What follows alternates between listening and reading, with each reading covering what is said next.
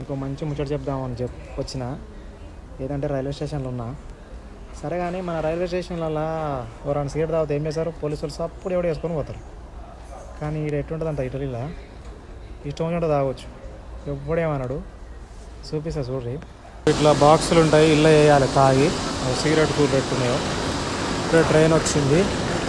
వీళ్ళకి ధూమపానం భలే పానం. వీళ్ళకి ధూమపానం ఎందుకంటే వెదర్ అటు ఉంటుంది కాబట్టి, మైనస్లో ఉంటుంది కాబట్టి గరం చేసుకొని తాగుతుంటారు.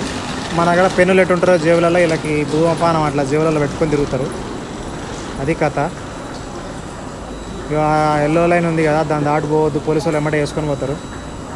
ట్రైన్ కోసం నిలబడాలి.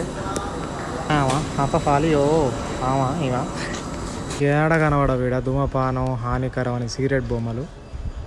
మంచిగా తాగురని ఎంకరేజ్ చేస్తారు. ఇంకా తల్లి కొడుగ్గా ఇస్తుంది, పటరా లైటర్ అని ఇస్తుంది. అట్టుంటుంది ఇక్కడ సాంప్రదాయం.